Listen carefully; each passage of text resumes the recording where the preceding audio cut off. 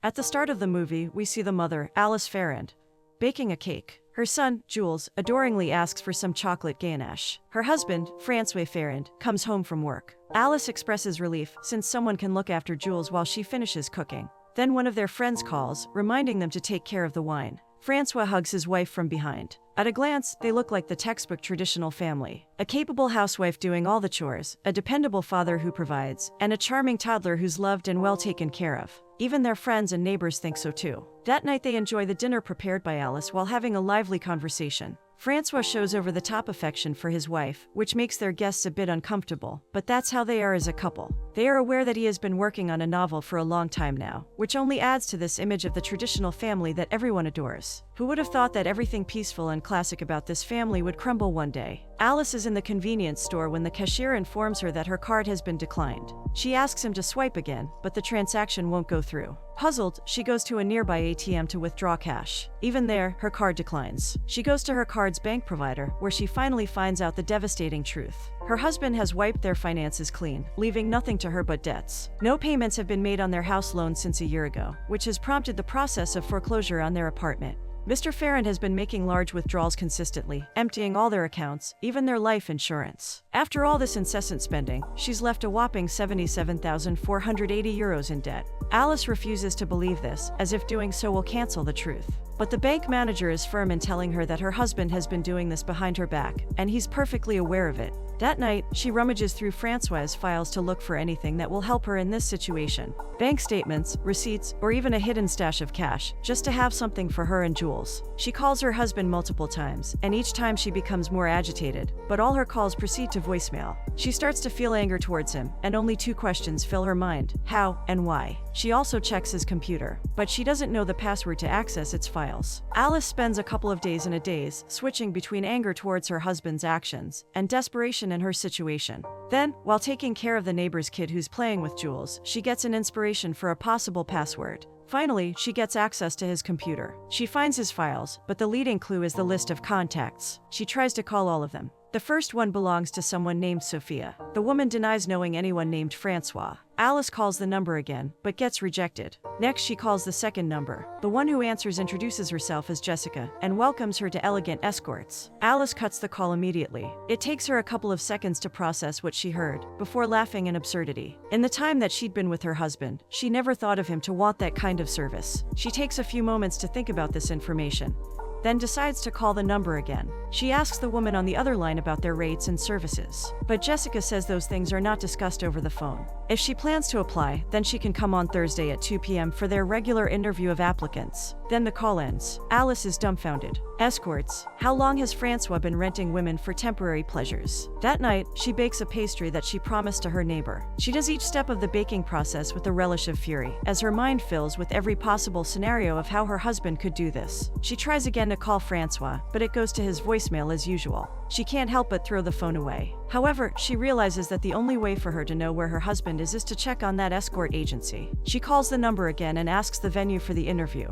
Thursday comes, and Alice is nervous as she enters a posh private room reserved for the event. She lets her blonde hair down and wears a black dress to make it look like she's interested in applying. But the apprehension in her big brown eyes is visible. Two middle-aged women enter the room. They are Vera and Jessica, and they orient hopeful applicants about their business. They say their agency only caters to high-end clients. This implies that their patrons are all part of the upper society and can spend a fortune just to be with their chosen escorts. The price of their companionship ranges from 600 euros to 4,000 euros, depending on the arrangement and how long the client wants to be with them. Deep inside, Alice finds it absolutely ridiculous that anyone could spend that much on a complete stranger of a woman. But she zeroes in on the price, and something clicks inside her mind. In the middle of the orientation, a pretty, elegantly dressed woman enters. Alice wonders if that's the typical look of an escort. After the orientation, she walks out, mulling over the information she learned. It could be an option for her, since it sounds like an easy money strategy, and she needs it in her current situation. But her moral sensibilities are strongly against the idea. Surely there are some available jobs she could take that would help her pool in the money she needs. Along the way, she spots the elegant woman from earlier inside a cafe. Alice decides to have a conversation with her. The woman's name is Lisa. She has a deep, seductive voice and a classy way about her. Lisa can also sense that Alice looks freaked out and is on the verge of breaking down. Well, she's not wrong. Alice is thinking about whether this woman is the one named Sophia on her husband's contact list. Lisa assumes Alice is intent on joining the Paris circuit, which the latter vehemently denies. Alice says she only went to the orientation to learn about costs and operations on this kind of job. Their conversation is cut short when someone calls Lisa and asks her to a specific place within 15 minutes. Before saying goodbye, Lisa tells Alice that she's going to be hired, along with one other girl from the orientation. She knows that Vera and Jessica like the good girl look that Alice has, which will likely be a hit with their clients. She offers to give her phone number to her, just in case. As she walks towards her apartment building's office, she receives a voicemail from Elegant Escorts. Her application has been accepted, and she's expected to call back soon. Alice is in a daze again, but she pulls herself out of it before proceeding to her next appointment. However, there are not many positive outcomes of this meeting. She finds out that, even if she sells the apartment, she can't retrieve her deposit money amounting to 90,000 euros. She can put the apartment on the market, but she needs a good stroke of luck to find an interested buyer in the soonest possible time. Her next meeting with an auditor at the Court of Audit isn't any better. He tells Alice that on paper, she's as responsible and accountable as her husband when it comes to their finances, despite not being directly involved with them. Alice cries as she begs for an extension, saying the apartment is all she has, and she has a little son to feed. The auditor fortunately allows her an extension. In 2 weeks, Alice needs to pay 10% of the debt, which is 7,748 euros. The payment must be made regularly and with no delays. If one payment is missed, then the foreclosure will go through. This extension should be a relief to her. But with no extra cash, and with her meager salary as an ordinary employee, how can she collect that amount of money in just 2 weeks? Not to mention her and Jules's daily needs. She wants to remain strong in front of her son. She doesn't want to taint his innocence with this difficult dilemma she's facing. But when alone, her mind is blank from all the sudden financial pressure. She can't sleep, so she calls her mother. Alice tells her mother that she may come home soon, because Francois stole all their money and left her alone without any explanation. She also describes the sins that her husband committed. Her mother advises her not to run away at the first sign of difficulty in their married life. She adds that perhaps he did what he did because something is lacking in their home. This callous remark hurts Alice, but her mother presses on. Marriage is not easy. Alice must think of her family first, before everything else. Right now, her only family is Jules. The call doesn't contribute that much to her situation. But Alice's mother is right. She must think about Jules before anything else, even more than her moral sensibilities. In the next scene, Alice looks quite deranged as she burns a picture of her and Francois. There's no one entitled to judge her for what she's about to do. It's time to take back the reins and lead her life the way she sees fit. She calls Vera back and informs her that she'll take the job. The next day, she also calls Lisa to ask for some tips. Lisa understands her predicament, as she was in the same position not so long ago. She tells Alice some tips when meeting with a client. First, always secure protection. She can hide the condom inside her mouth, so there will be no hassle in getting it out of its packet. Next, she must be upfront in asking for the money. The clients don't mind, and it's important since she needs to update the agency after getting the cash. Then she can come out from the bathroom in her lingerie and ask the client if he wants a massage. Normally, they'll say yes, but they tend to go straight to the action. It doesn't take long, it'll be over in a heartbeat. Alice takes all this in as if her life depends on it. Later on, she meets her first client. She's jittery as her client is fascinated about her. She asks him for the money, but she fumbles when she receives it. Then, just like what Lisa said, she comes out of the bathroom in her lingerie and asks him for a massage. Despite her incomprehensible question, due to not being used to hiding a inside her mouth, Alice manages to amuse her client, who agrees to it. And when it's finally time to do the deed, she offers to put the but she flicks it accidentally, which seems to turn her client on even more. Even though it is an awkward first time, it's still a success. She meets with Lisa and details every part of it, which makes the latter laugh. Then, Alice shares one vital insight after the experience. She's surprised to realize that she doesn't feel that much different. Before, she expected to feel dirty, to have lower moral standards. But it doesn't mean she likes it. She's simply surprised that her notions about it are far different from her real experience. Lisa clarifies that it shouldn't be. Doing the deed can feel different depending on the context. For them, as escorts, it's within their control. The exchange is fair, so how can anyone feel differently about it? She also tells Alice that it's always a good practice to make her clients feel better, since what they're looking for is fresh companionship, no matter how temporary. So, Alice does this with her next client. She even puts on some makeup. The client is a divorce lawyer, and he likes Alice, so that's going well for her. For the next 2 weeks, Alice feels liberated, as if she can do just about anything. Perhaps, for the first time in her life, she's in control of her finances. She manages to pay the first payment and doesn't worry anymore about where she'll get the next one. Jules is doing good. She resigns from her clerical work, as she can now afford their daily living expenses. And she sometimes goes out with Lisa for some girl time. But her blissful days come to an end as she faces again the reality of her life, Francois. After no communication, no explanation, and leaving his family to an almost desolation, he has the nerve to come back. He has bloodshot eyes, and he looks pitiful. Alice can't help but pour out all of her anger on him.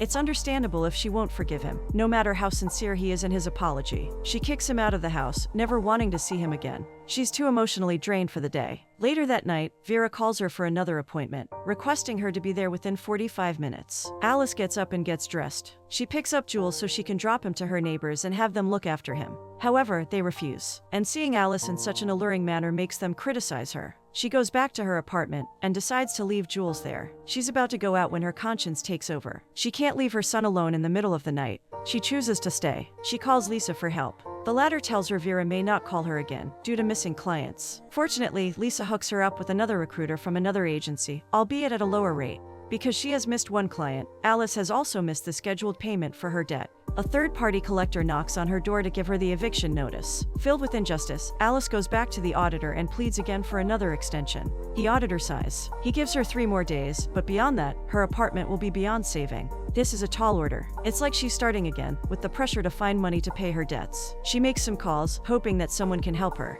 Thankfully, Jessica calls her and books her for a dinner appointment. She immediately accepts it, but the problem of leaving Jules happens again. She tries to look for a babysitter, but is unsuccessful. Just in time, Francois comes home. He intends to make up with his wife with a huge bouquet of roses. Alice sees it, but she couldn't care less about it. She must find someone to look after Jules, so she can go to her appointment and earn the needed cash. Then she gets inspiration. She asks Francois if he wants to spend some time with his son, to which he agrees to help, although he's a bit perplexed about his wife's glamorous get-up.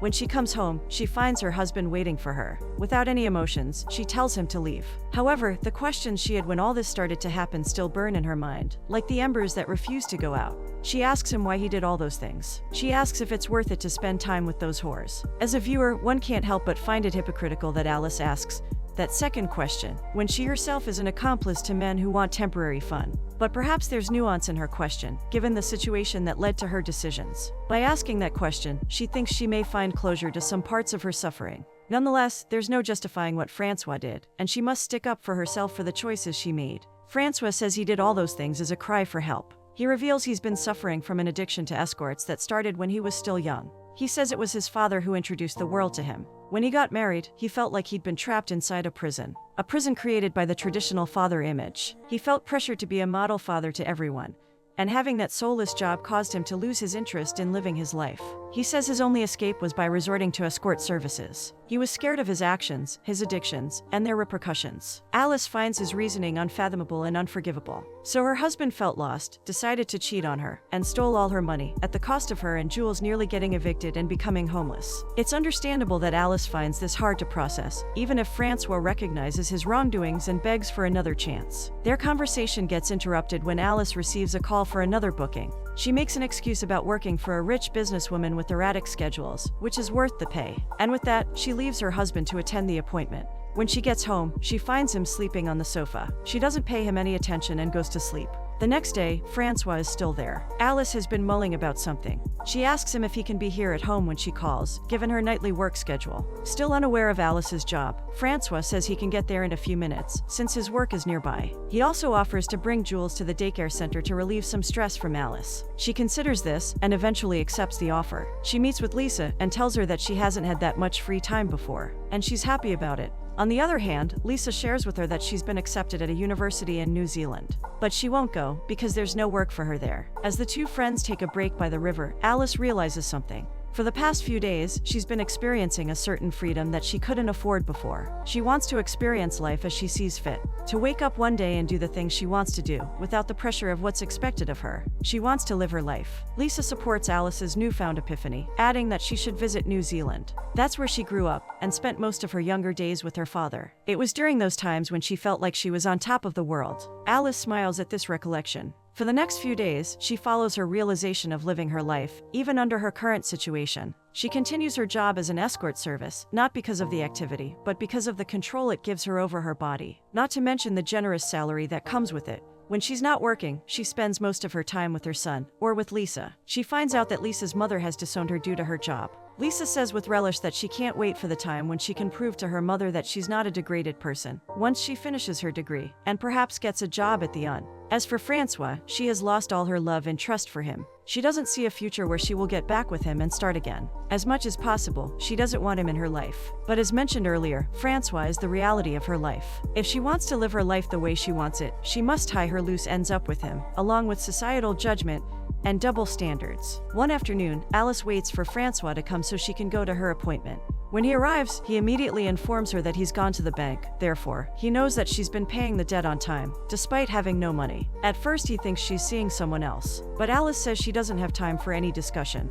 So when she leaves, Francois decides to go to their bedroom and check her things. That's when he finds out her real job. He's truly devastated to think that his wife has degraded herself because of his mistakes. When she comes home, she sees him slumped on the floor. That's when she knows that he's found out, and a discussion is inevitable. Francois lets her know that she won't be alone from now on, that he'll stay and be with her. He thinks that Alice is doing what she does because she feels lost without him. But Alice sets him straight and says she's never felt that way. She doesn't feel less because of her job, and she managed to save her home because of it. She tells him to sleep in their neighbor's unit because she wants to be alone. Deep in the night, she receives a call from Jessica. As usual, she gets up to dress. She sees Francois sleeping on the couch, so she makes sure not to make any noise while opening the door. To her dismay, he wakes up and stops her from leaving the house. He tells her to not go and stop working on that job. He even tells her they're even now, so she must think about what she's doing. She looks at him with absurdity before trying to get past him again. But he pulls her back, intent on never letting her go. Alice says he's not in a position to tell her what to do.